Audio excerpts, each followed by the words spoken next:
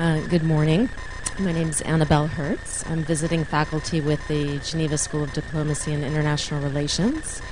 I was here 4 years ago for your inaugural meeting. I was with the World Economic Forum, and I have to say I am amazed at the growth of the content and the growth and participation of this event. And I'm also very pleased to see the addition of formats like this for informal exchange of ideas. So I just want to commend the organizers on doing a great job and soliciting so much interest and participation in the global platform. I actually came up with this title before I got the program and before I went to the sessions yesterday. And 4 years ago, one of the things that we wanted to do, and we did with the report that came out of this conference, was to make a case that the climate change and disaster risk reduction frameworks were overlapping. And having been to the sessions yesterday and looked at the program, I can see that that's a very moot point, that climate change is really being effectively mainstreamed into this conference. And as we know, going backwards, DRR is also being mainstreamed into the climate negotiations. So last night I reconsidered this topic, and what I really wanted to do was just provide a snapshot of some interviews I did earlier this year for a desk study, and to give you an idea of the priorities coming out of organizations working in the Sahel. And actually, in the spirit of the Ignite stage, put to you, the conference, the challenge of how we can meet some of these priorities better. So a little bit of a switch on the focus on the topic. So I interviewed about 30 people over the course of maybe 6 weeks. And that was a mix of local NGOs, multilaterals, government officials, some donor officials as well from donor countries. And basically, let me give you a couple of caveats. First of all, it was for a study done for the Center for American Progress on climate migration and security. If you don't know the center, they're a Washington-based think tank. And if you're interested in the impact of migration on a lot of these factors, I suggest you check back with them shortly. They're developing some interactive web tools that you might find interesting. A few of the discussions yesterday talked about looking more at using scenario planning in the DRR community and looking at introducing complicating factors, and migration is certainly one of those, and it was mentioned yesterday. A couple of other small caveats. The sample size was, I think I mentioned, about 30 people.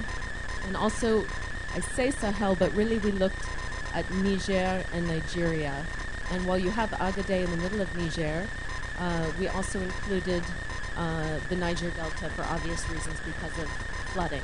In fact, probably nowhere is the intersection of climate change and DRR so prevalent as in the Sahel because of drought and flood. And we will say this is a sensitized population. They come from the environment development and humanitarian community, so this is not a survey of the local population. One of the first, I don't know what happened, I think the format changed a bit, but one of the first responses was to rebuild Agaday as a flood-resistant city. You may recall about 80,000 people were displaced after the 2009 flood. About 13,000 people lost their homes.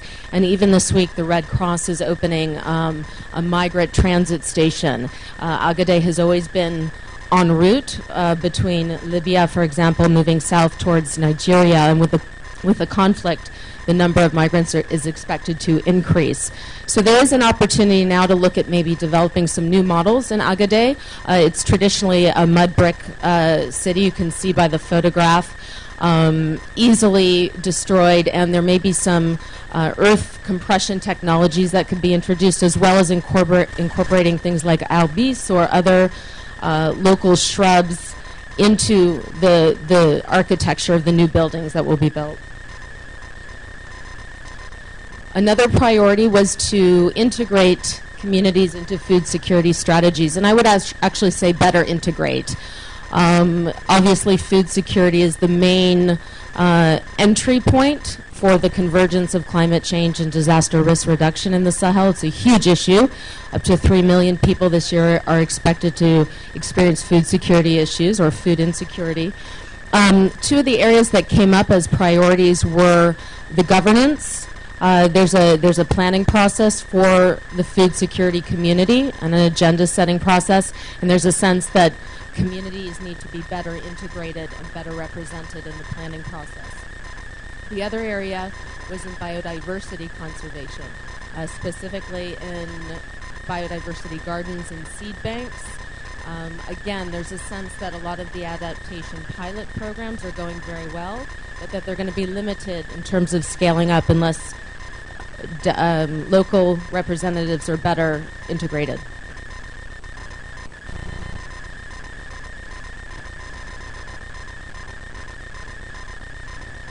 So the other interesting aspect is looking at the food security issues in Sahel from a comprehensive national perspective.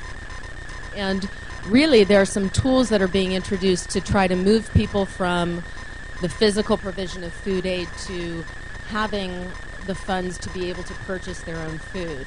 And there is innovation taking place. And again, I would ask the conference how these ideas can maybe be accelerated. First of all, remittances. As you probably know, the diaspora funds a great deal of food purchases during a famine and during normal times as well. And the current rates for remittances run about 20% fees to transfer the money to the Sahel. So this takes away a lot of the purchasing power. If there was some way to subsidize this or to offset some of the costs, that would be of great help to the local population, especially combined with mobile banking or an expansion of mobile banking, which allows people to basically receive cash on their telephone, buy food or other services without having to walk to an ATM, which may or may not be working. And of course, there's the issue of exchange controls. You probably know from when you've seen oil price hikes in Nigeria and the valuation of the currency, there's often a tendency to cross the border and to buy up food supplies. So we're talking a little bit about some macroeconomic strategies that might help ameliorate some of these problems that arise.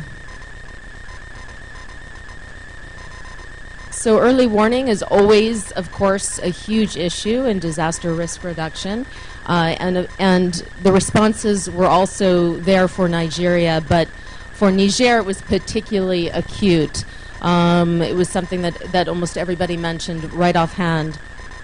And I think that's partly because there's a sense that more information needs to get out about weather patterns.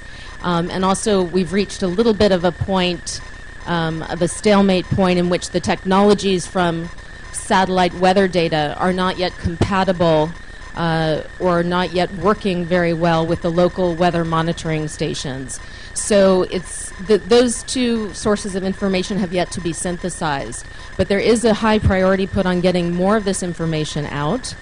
Also, not just the technology in terms of working those two systems together, but also maintaining the local weather data collection systems. There needs to be a bigger push to have those better maintained and to collect data from those through small teams, in fact.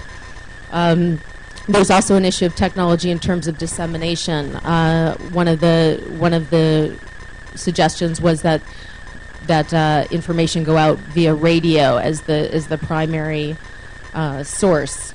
And of course, translation into local languages. So any information about weather and or disasters needs to be translated into more of the local languages. So I've included the Niger Delta, which I mentioned technically falls outside of the Sahel, but is such a huge issue because of the recurring floods.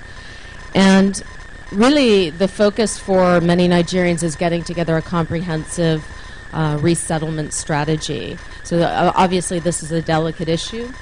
But looking at sort of, if we could say, soup to nuts, the expression, looking at alternative shelters, livelihoods, community-based livelihoods programs that can provide people with temporary or ongoing employment, and especially training for local emergencies and relief provision. So there's a sense that communities would like themselves to be able to provide their own relief and to manage themselves in an emergency and not have to rely either on the government or outside help. So that was another priority that came out. And I think that is all. I think I met the time constraint.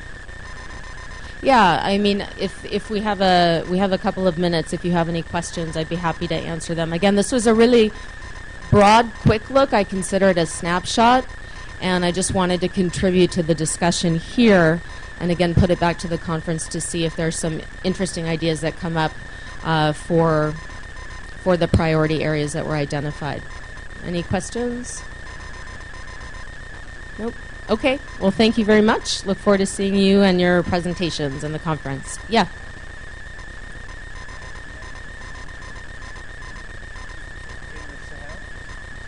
Do you mean the one in the Sahel itself, or do you mean the one on the coast? On the coastline.